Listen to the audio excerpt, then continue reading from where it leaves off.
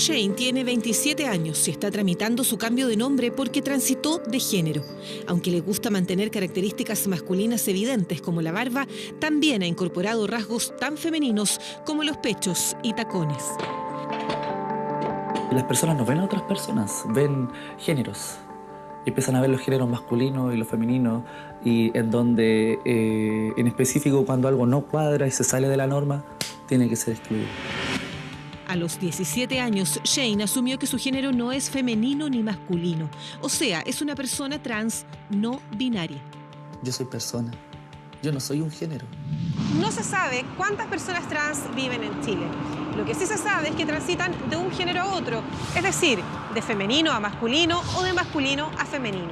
Sin embargo, hay personas trans que no se identifican con ninguno de estos dos géneros.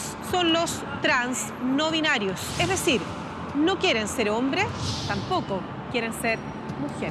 ¿Es hombre o es mujer? Si te preguntan eso, ¿cuál es tu respuesta? Ninguno de los dos. Yo no me considero con ninguno de los dos géneros. Su rol de género no es lo que nosotros esperaríamos como blanco-negro. Eso sale de las categorías.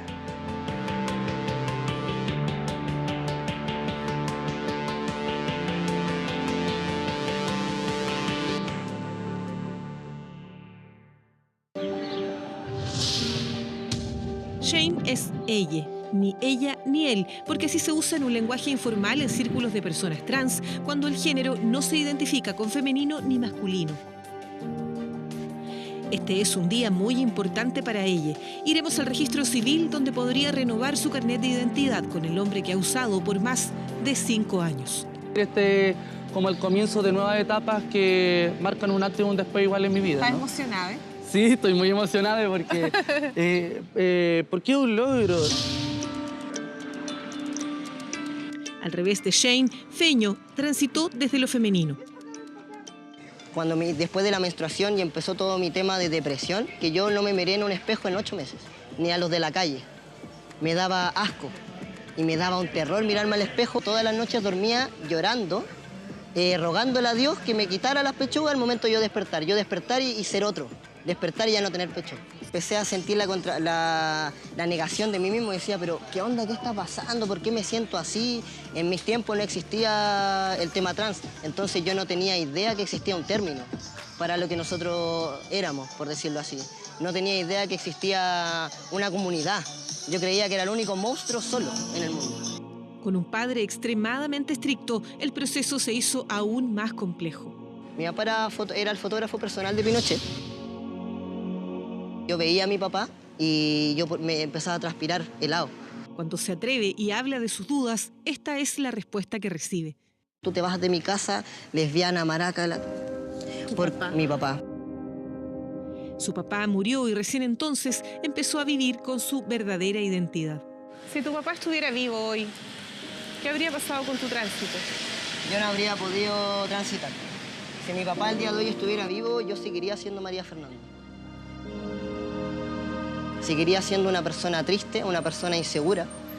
No sería el ente que soy yo y que me siento bendecido y empoderado, que amo mi cuerpo y mi vida y que le doy las gracias a Dios de estar vivo. En la medida que hay mayor rechazo, es mucho mayor el riesgo de suicidio. Más del 80% de las personas trans dice haber intentado suicidarse antes de cumplir 18 años. Detrás de esta alta cifra existe una realidad de constante rechazo y violencia social que suele partir al interior de las propias familias. Digamos, discriminados fuera de su casa, por parte del colegio, la salud, los amigos, etcétera, etcétera, y llegan a su casa y también son discriminados por la familia. Hay estudios en el extranjero donde muestran cómo el tener leyes inclusivas disminuye la prevalencia de enfermedades psiquiátricas en estos grupos. Mi nombre es Constanza Valdés, soy licenciada en Ciencias Jurídicas Sociales de la Universidad Diego Portales y soy una mujer trans. Constanza se ha hecho experta en identidad de género. El proyecto de ley que sigue en el Congreso considera la identidad de género no binaria, es decir, el género neutro, proyecto de ley solamente va a contemplar el cambio de nombre y sexo registral masculino o femenino o de femenino a masculino. En ese caso no permite la identificación con ninguno de los dos, no permite básicamente la identificación de personas no binarias. ¿Qué va a pasar con ellos? En la práctica, por ejemplo, su expresión de género va a ser completamente válida, pero por ejemplo en el momento de entrevista de trabajo siempre van a tener problemas. Si identifican como no binario o como personas genderqueer, por ejemplo, en ningún ámbito legal se les va a reconocer tal expresión de género, tal identidad. Por eso Shane solamente puede pedir el cambio de nombre, pero no de género. Tiene una licenciatura en Trabajo Social de la Universidad Andrés Bello y actualmente cursa un posgrado en Psicología, pero ha dedicado los últimos 2 años de su vida a visibilizar a las personas trans, a darles validez ante la sociedad y a educar a quienes nada saben acerca de la identidad de género. Romper con esas barreras de la información y también ayudan a visibilizar a la comunidad como sujeto de derecho, como personas integrales y no como los especímenes ni las cosas raras. Le invitamos a pasar con nosotros a entrar a Sube la Radio al programa No es na Trans.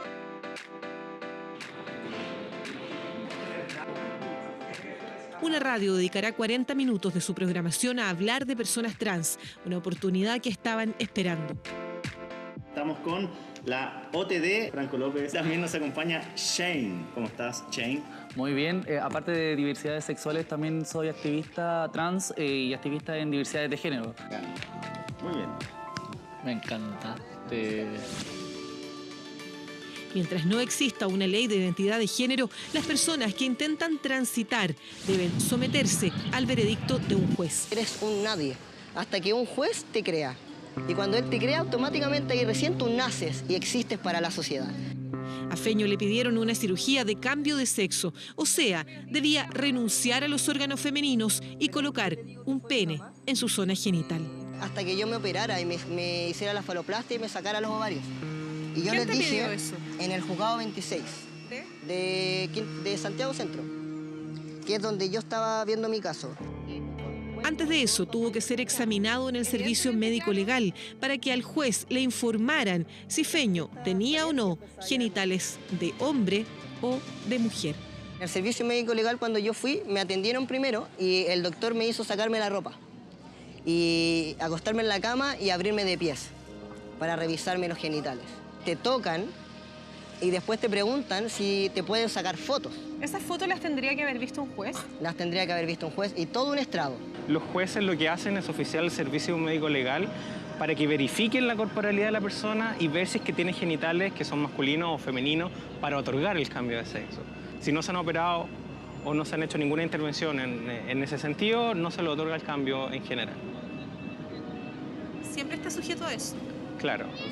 Es una tendencia que ha ido cambiando porque es una situación bien arbitraria que depende de cada juez, pero en la práctica se hacía la tendencia general. Es la sensación de humillación, de tener que prácticamente exponerte y contarle más allá de tu vida, mostrar tu cuerpo para que otra persona que no tiene nada que ver contigo, que no ha estado en tu lucha, que no ha estado en tu pelea, que no ha estado contigo, te crea.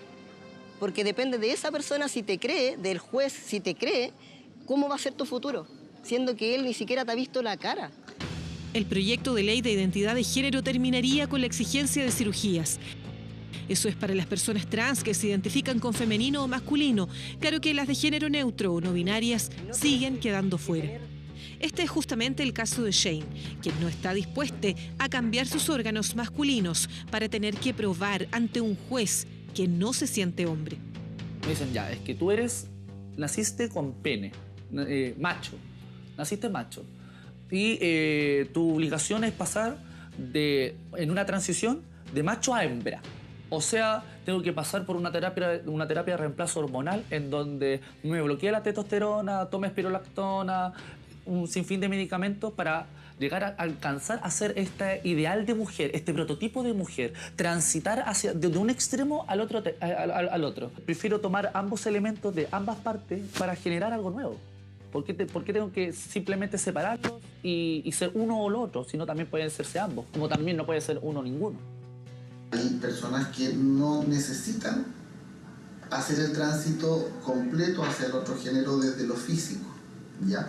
Entonces, y hay muchas personas que tampoco aun cuando se sientan muy mujer o muy hombre, tampoco necesitan hacer esos cambios. Hay otras personas que sí.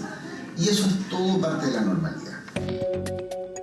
Han sido años de tener que explicar, una lucha por la validación, por el respeto hacia su propia identidad. Séptimo básico, octavo básico, clase de biología.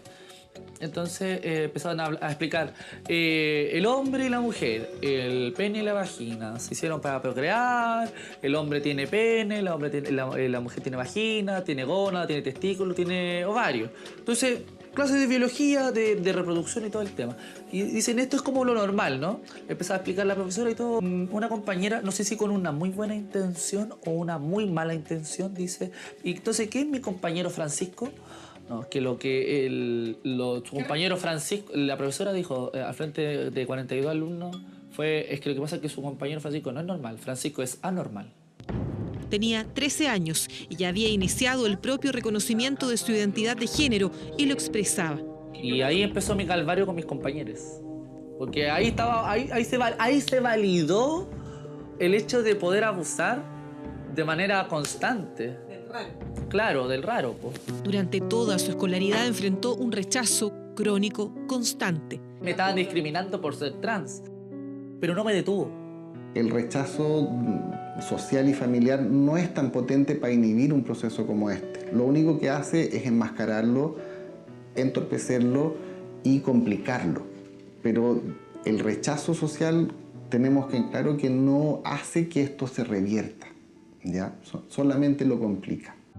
Como estudiante universitario también vivió experiencias de discriminación. Entonces ya era conocido por su nombre social entre sus compañeros, pero quienes no lo respetaban eran sus profesores. Si yo ponía mi nombre Shane Cienfuegos en el documento como firma o como título de trabajo, eso restaba décimas. O sea, si lo firmaba Francisco Javier Gómez Cortés y estaba como título de autor Francisco Javier Gómez Cortés, podía tener un 7. En cambio, si lo decía por mi nombre social, que era como yo me identifico, eso tenía un 6-7, un 6-9. Nervioso. Por eso, el cambio legal de nombre a lo único que hoy puede acceder es tan significativo para Shane. Somos testigos de este gran paso en su real identidad de género.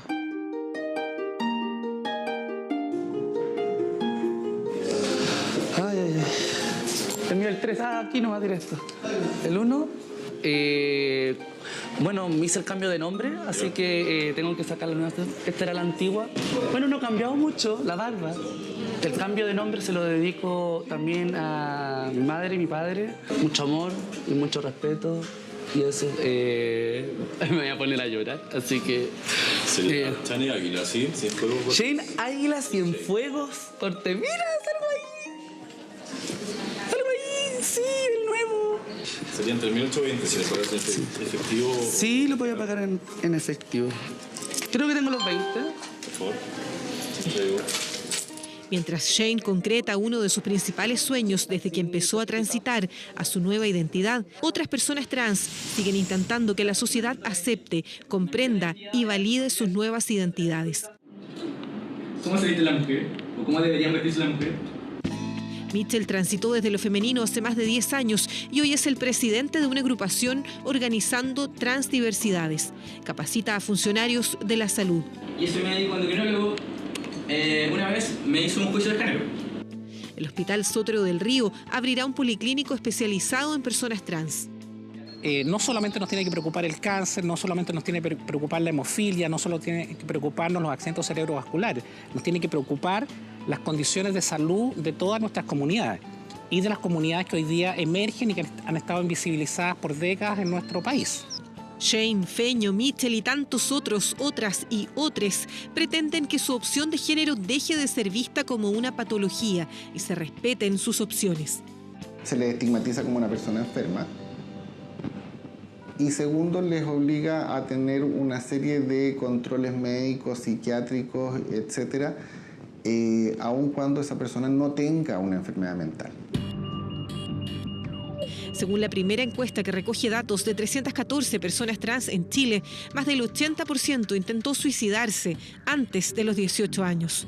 Un 97% dice que su familia cuestiona su identidad, un 42% que son ignorados, un 32% sufre violencia de parte de su mamá y un 39% dice sufrir violencia de parte de su papá. A mí me han pisoteado, me han humillado y me han puesto la pata en la cabeza toda la vida.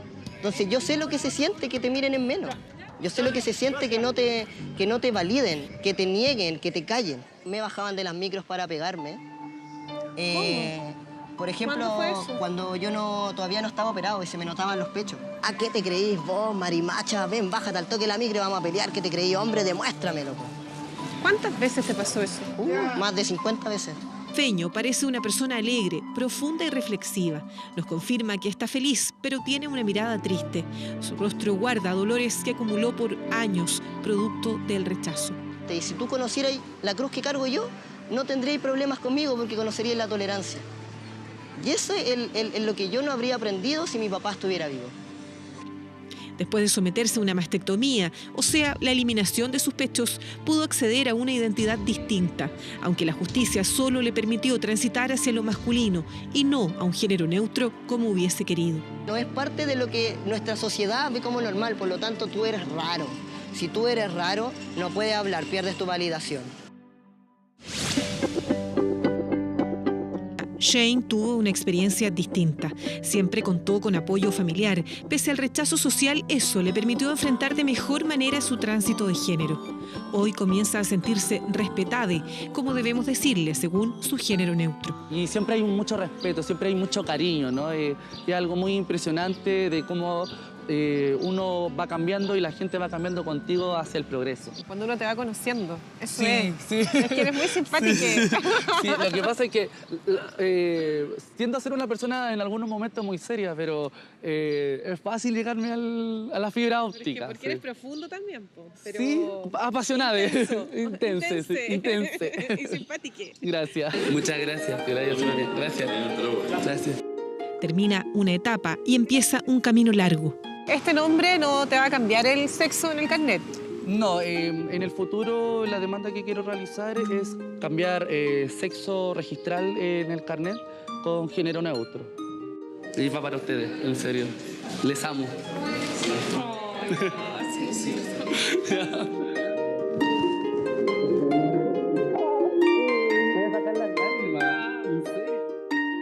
Cada paso es un aporte para su vida real, esa que ella eligió llevar, esa en la que cada uno puede y debe tener el derecho de decidir, hoy incluso mucho más allá de lo estrictamente legal.